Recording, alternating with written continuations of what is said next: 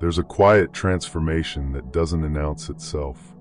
Without theatrical goodbye, without grand finale, just a gentle untangling. The thread of messages you no longer check, the old pain that no longer burns.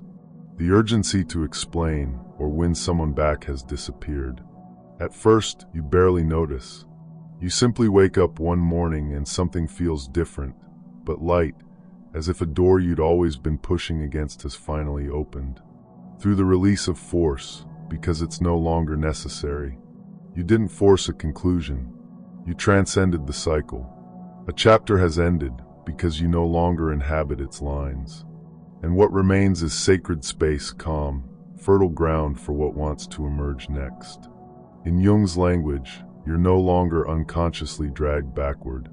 You exited the spiral through assimilation rather than force.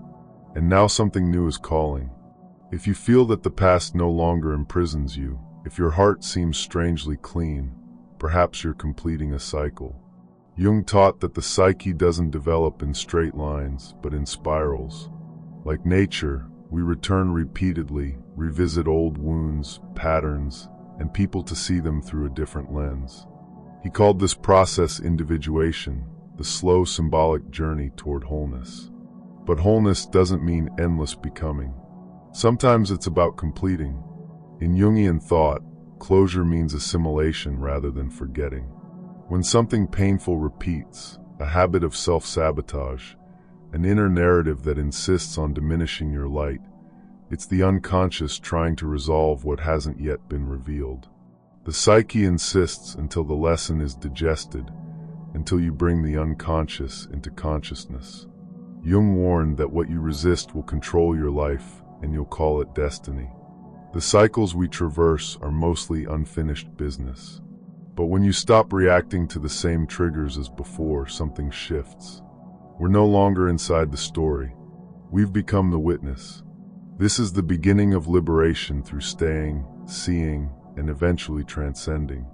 So how do you know you've reached this rare threshold? Let's walk gently through 3 signs that you've arrived at soul-level cycle closure, seen through the lens of Jungian psychology.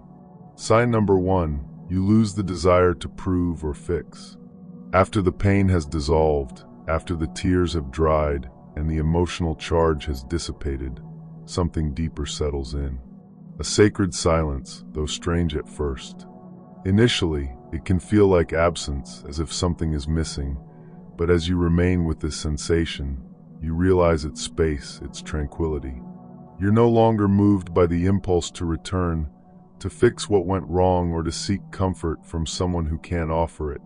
The battles that used to wage in your mind, replaying conversations, imagining what you could have said differently, begin to quiet themselves. You stop wanting to be seen as right. Jung observed that much of our internal conflict is born from ego attachment. Our insistence that the world should have bent to our expectations, that others should have treated us as we believed they should, that justice should have arrived in apologies. But when a soul cycle approaches its end, the ego softens. You begin to surrender in awakening rather than defeat. You recognize that the need to be the wounded one, the avenger, or even the hero of the story is just another layer of the script that kept you trapped. So you release it, because you've grown beyond it. You no longer need to carry the weight of what could have been. You begin to live without reference to the past. The person who once inhabited your mind no longer occupies your emotional bandwidth. And you find peace in the fact that some things will never be resolved because they no longer define you. You've reclaimed your energy from the need to explain or prove something. You've entered a new self that doesn't seek to convince the old world of your transformation. Yes, there can still be moments of quiet that seem strange, where the absence of drama feels almost like a loss. But that's silence. That's liberation. When you no longer need to be heard to feel whole, when the need for closure dissolves into self-sufficiency, that's when the cycle truly closes. Sign number 2, the emotional charge is gone. What used to hurt no longer does. The story that once brought you to your knees now seems distant, like watching a scene from someone else's movie. The pain has dissolved because you finally let it speak, and then you listened. When we're still inside a cycle, emotion has heat. It pulls us with obsession, regret, or a longing that corrodes the heart. But when the cycle is closing, that heat cools. You don't notice at first. You just stop checking, stop replaying, stop needing closure from outside. There's no dramatic farewell, just silence. And in that silence, you realize the lesson has been digested.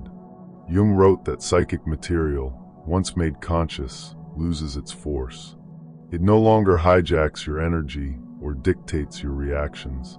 You didn't deny it, bury it, or run past it. You absorbed it, and in doing so, something within you transcended the pain.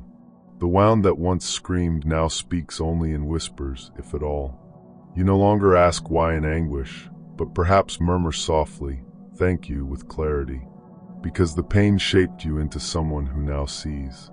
This is transformation rather than emotional escape. The shadow tension still remains.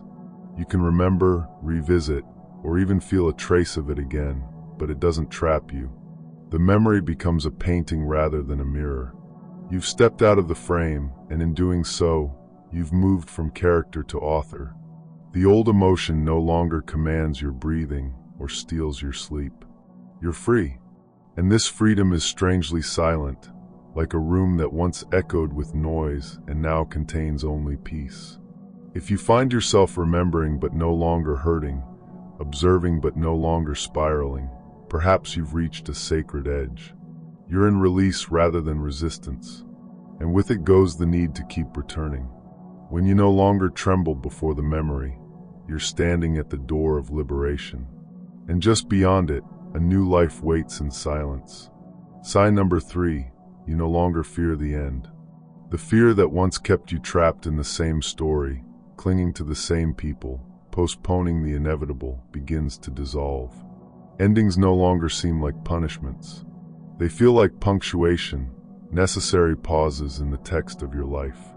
Carl Jung believed that the psyche evolves in cycles of death and rebirth, integration and detachment. He believed that what we resist persists, and you begin to see the wisdom in this. You stop resisting. You no longer fight against the closing door. You don't chase, don't beg, don't negotiate with destiny.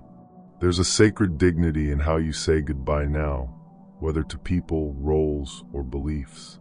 You let them go the way leaves fall in autumn, slowly, gently, without protest. There can still be grief, but it passes through you like weather, felt, witnessed, and released. And in this release you feel the deeper alchemy happening. The death of one chapter opens space for the soul to breathe, to dream again. You lose the need for guarantees. You stop needing control. Instead, you create space. Jung said that the self, our innermost core, knows where we're going even when the ego doesn't. And so you begin to hear the whisper of readiness rather than the voice of fear. And readiness doesn't shout, it doesn't argue. It simply rises slowly, silently like dawn. You no longer fear what ends because you know what it makes possible. Now you realize that the end isn't where everything stops. It's where everything transforms. This is the deepest closure. Without retaliation, without the need to be right. Just a tranquil serenity that reveals you're no longer trying to sustain what life asked you to abandon. The shadow pressure still persists, especially in moments of silence or when the past tries to seduce you back. But now you face it with lucidity rather than attachment. You breathe, you rise, and in that rising you carry something precious, the courage to receive the uncertain. When you no longer fear what closes, you become a vessel for what wants to be born. You've learned to receive consequences with reverence. This turning itself creates space for something unique. And so what unfolds is a gentle flowering into something more whole rather than an ending. You won't always notice when a cycle completes. It doesn't announce itself, doesn't impose itself with shouts. It glides in like dusk, silent and inevitable. At a certain moment you look back at what once devoured you without rancor, without vengeful desire, just silence. The instant you stop seeking answers is often the instant you've found serenity. You allowed the old version of yourself to leave with gentleness rather than brutality. Jung once stated that individuation means revealing what has always existed rather than becoming someone different.